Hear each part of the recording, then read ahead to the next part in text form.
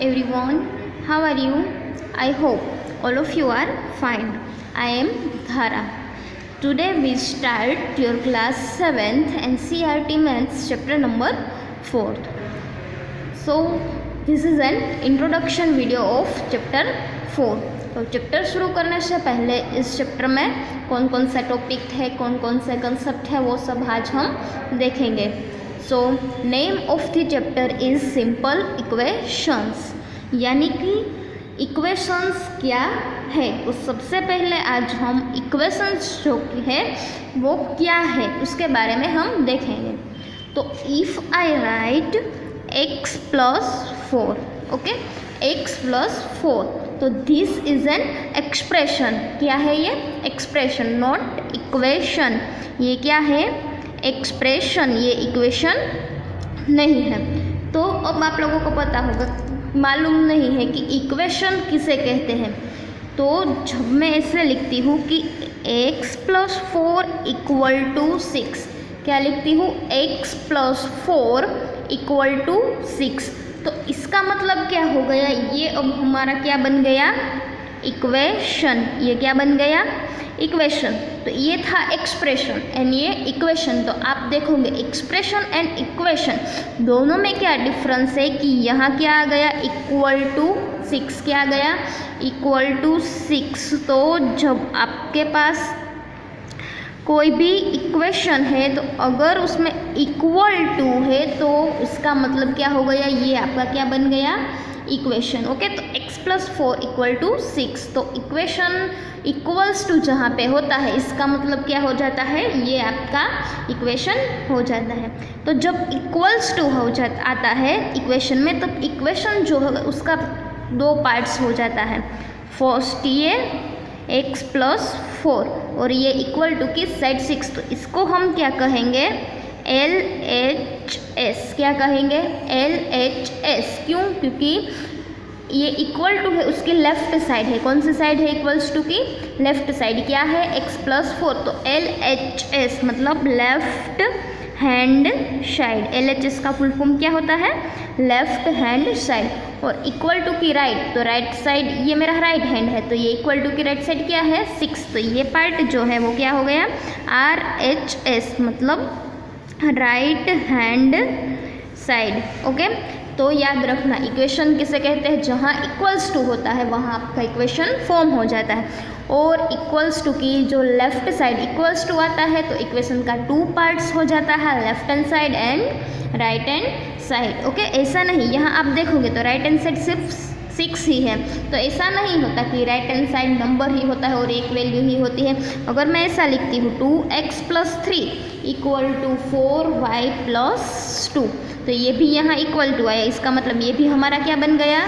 Equation. तो ये equation है इक्वल्स टू, तो उसकी ये इक्वेशन की लेफ्ट हैंड साइड क्या हो गया? तो इक्वल साइड की लेफ्ट हैंड साइड ये, तो ये जो इक्वेशन है इसका LHS वाला पार्ट और ये जो है वो इक्वेशन का राइट हैंड साइड वाला पार्ट, तो ये आपका क्या हो गया? इक्वेशन. अब यहाँ पे आप देखोगे कि इक्वेशन में यहाँ आपको x y, यहाँ पे भी x, तो अगर आपको A to Z में से अल्फ़ाबेटिक में से कोई भी x y z वो दिखाई देता है तो उसको क्या कहते हैं?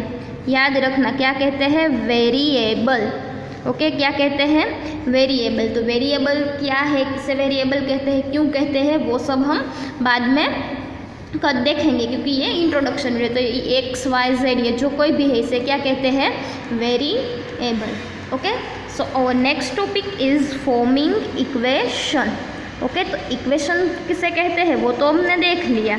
अब इक्वेशन को फॉर्म करना है, कैसे इक्वेशन बनाना है, तो वो कैसे हम करते हैं. कोई भी स्टेटमेंट है, ओके, आपके पास एक स्टेटमेंट है कि सम ऑफ x एंड 4. क्या है? सम ऑफ x एंड 4. आपके पास ऐसा स्टेटमेंट है. ये क्या है आपके पास? एक स्टेटमेंट. तो स्टेटमेंट में से इक्वेशन कैसे हम फॉर्म करेंगे? तो सम ऑफ x एंड 4, इसका मतलब सम मतलब प्लस, तो सम करना है. किसका करना है? तो कि x एंड 4 का. इसका मतलब ये x मैंने ले लिया उस एंड ये 4, ये दोनों का हमें क्या करना है? सम. ओके, तो sum of x and 4 is 6.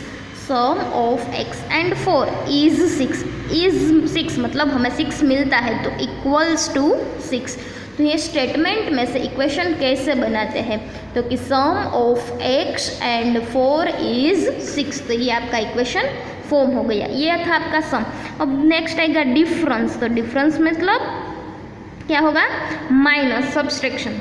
तो आपके पास ऐसा स्टेटमेंट अगर है कि difference of y and 2 is 8, तो हम डिफरेंस लेंगे, किसका डिफरेंस लेंगे, y एंड 2 का मैंने डिफरेंस लिया, क्या मिल रहा है, इज 8 मतलब हमें मिल रहा है, तो क्या हम करेंगे, इक्वल्स टू 8। तो difference of y and 2 is 8, तो ये आपका क्या फॉर्म हो गया, इक्वेशन। अगर आपको डिफरेंस की जगह पे दूसरा टेकन अवे, ऐसा भी वर्ड हो सकता है कि 2 is taken away from y, तो 2 is taken away from y, taken away मतलब बाद कर देना, तो 2 है उसको टेकन अवे किस में से टेकन ले लेना है, तो कि y में से, तो इसका मतलब 2 is taken away from y। Okay, तो डिफरेंस की जगह पे टेकन अवे भी आपको वर्ड दिखाई दे रहा है, तो इसका मतलब क्या होगा, वहाँ भी आपको क्या करना है, सब्सट्रैक्शन। फिर नेक्स्ट है प्रोडक्ट, क्या है, प्रोडक्ट। प्रोडक्ट मतलब मल्टीप्लिकेशन, याद रखना, प्रोडक्ट मतलब मल्टीप्लिकेशन।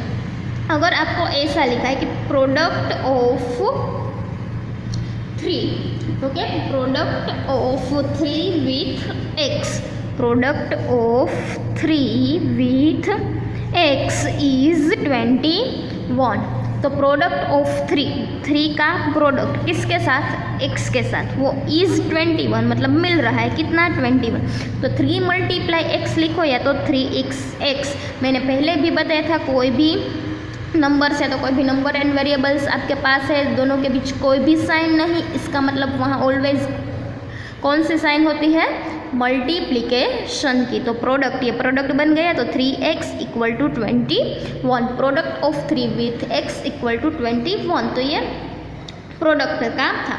इसके अलावा प्रोडक्ट की जगह पे टाइम्स होता है कि 3 टाइम्स ऑफ x क्या होता है, टाइम्स, 3 टाइम्स ऑफ x, इसका मतलब भी क्या होता है, मल्टीप्लिकेशन। 3 टाइम ऑफ x मतलब x को कितनी टाइम्स लिखना है, 3 टाइम्स, तो ये 3 टाइम x। इसके अलावा 6 टाइम ऑफ y, तो ये 6y, 6 टाइम y, इसका मतलब क्या होता है, 6 टाइम y, ये टाइम्स। इसके अलावा डबल भी होता है, डबल ऑफ 2 यानी कि, तो आप क्या लगेंगे, 2x की डबल टाइम्स x, तो 2x, फिर ट्वाइस होगा तो भी 2 टाइम्स, तो थ्राइस होगा तो 3 टाइम्स, ये प्रोडक्ट एंड टाइम्स था।